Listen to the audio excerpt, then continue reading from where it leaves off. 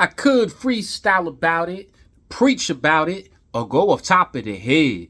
But today I bought my notes so I could resurrect the dead. Yeah! Greetings and blessings to my navigators of the seven seas. I am your locksmith, your symbologist, and metaphysical tour guide, Flat Archie 5000, and I'm back with another one as we navigate through the land of Pineal. Today we're going to unlock your Solomon's Temple to decode the concept of hell. So as always, strap on your helmet and buckle up your spacesuit because we're on a mental voyage and we're about to take off before the walls of Jericho come crumbling down. In the tradition of entering Solomon's Temple, we must use a meditative master key to help us stay on the path of enlightenment. It is these divine words that have a literal, allegorical, and metaphysical message attached to them when understood in its proper context. So today we give honors and respect to a mastermind who goes by the name of Joseph Campbell, who once said, "All the gods, all the heavens, all the hells are within you." Let me repeat it one more time. For those of you who are still holding on to mythological concepts based on the belief that heaven is in the sky and hell is below the ground. A wise literary writer and professor who went by the name of Joseph Campbell once said, "All the gods, all the heavens, all the hells are within you." Go on and meditate on that.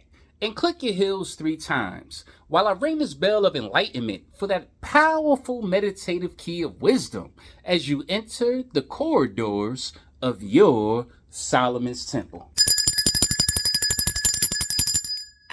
Let's get to it, shall we? No time to waste.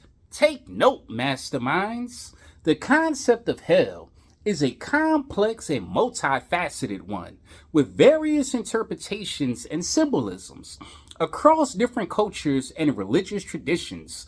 In this demonstration, we will delve into the esoteric and symbolic meaning of hell, exploring its connections to the human psyche, the collective unconscious, and the spiritual journey. In many religious traditions, hell is often depicted as a place of suffering, punishment, and torment, where the wicked are sent after death to pay for their sins. However, this literal interpretation of hell bellies to a deeper transpose, which has symbolic significance. Hell can be seen as a metaphor for the darkness within ourselves, representing the parts of our psyche that we may try to suppress or deny. Thus, in various occult traditions, the concept of hell is often divided into multiple realms or layers, each representing different levels of suffering or torment. The astral plane hell is one such realm, existing on the astral plane where the spirits of the dead linger, trapped in a state of confusion and disorientation. Another realm is the infernal regions associated with the physical world, where malevolent entities feed on human suffering and fear. It is a place of darkness, cold, and desolation. The abyss, on the other hand, is a realm that exists beyond the bounds of the physical world, inhabited by chaotic, formless entities that feed on human souls.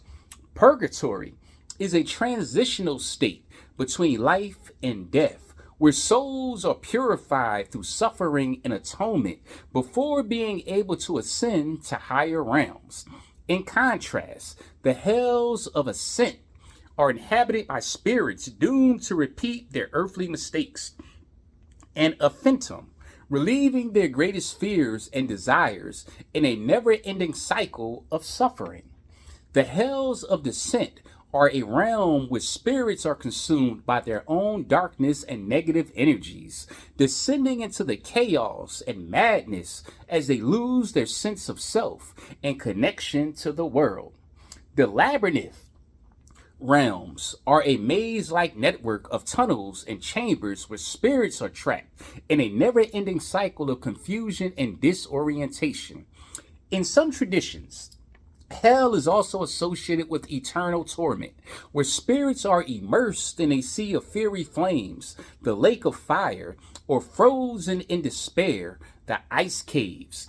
These realms serve as a reminder of the consequences of sin and the importance of spiritual growth and self-improvement. While these realms are not universally accepted across all occult traditions, they offer a glimpse into the complex and varied ways that occultists have envisioned the concept of hell throughout history. They serve as a reminder that hell is not just a physical place, but also a state of mind or a spiritual reality that can be transcended through personal growth and spiritual development. In Jungian psychology, the concept of hell is closely tied to the collective unconscious, a shared reservoir of archetypes and experiences common to all humans. The collective unconscious contains the universal symbols, images, and themes that are part of our shared human experience. This symbolism of collective unconsciousness represents the shadow aspects of our psyche, the parts of ourselves we try to hide or disown. The shadow is the repressed or hidden aspects of our personality, comprising our darkest impulses, fears, and desires. It is the part of us that we may not want to acknowledge or confront, but it is also the source of our greatest creativity and potential. Hell can be seen as a symbol of the shadow's dark and primal energy, which can manifest in our dreams, emotions, and behaviors.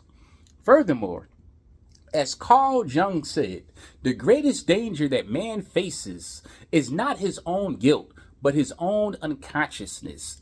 Hell can be seen as a symbol of this unconsciousness, our unacknowledged fears, desires, and motivations that shape our lives without us even realizing it. By confronting this unconsciousness through introspection and self-reflection, we can overcome our own personal hells, those internalized fears that hold us back from living fully authentic lives. In this sense, hell becomes a transformative journey rather than a place we fear or avoid. It represents an opportunity for growth, self-awareness, and spiritual evolution, a chance to recognize our true nature and connect with our divine essence. Let's ring the bell for that. In this sense, hell is not just a place of punishment, but also a gateway to self-discovery and transformation. The journey through hell represents the process of integrating our shadow aspects into our conscious awareness, acknowledging and accepting our darker impulses and emotions.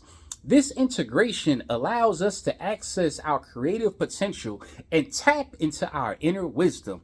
Hell can also be seen as a symbol of the feminine principle in opposition to the masculine principle. In many mythologies and religious traditions, hell is associated with feminine deities or goddesses, such as Lilith and Persephone. This represents the feminine aspect of consciousness, which is often linked with receptivity, nurturing, and transformation. Hell can be seen as a symbol of the receptive feminine energy that receives and contains the masculine energy's creative impulse. In alchemy, hell is often depicted as a crucible where metals are purified through fire and transformation. This process represents the alchemical marriage between opposites, sulfur, the masculine principle, and mercury, the feminine principle, which results in the birth of gold, spiritual illumination. Hell can be seen as a symbol of this alchemical process, where the darkness and fire purify and transform us into something new and radiant. In some esoteric traditions, hell is associated with the Kali Yuga, or Iron Age cycle in Hinduism and Buddhism. The Kali Yuga represents a period of darkness and chaos in human history, where humanity has forgotten its connection to its divine nature.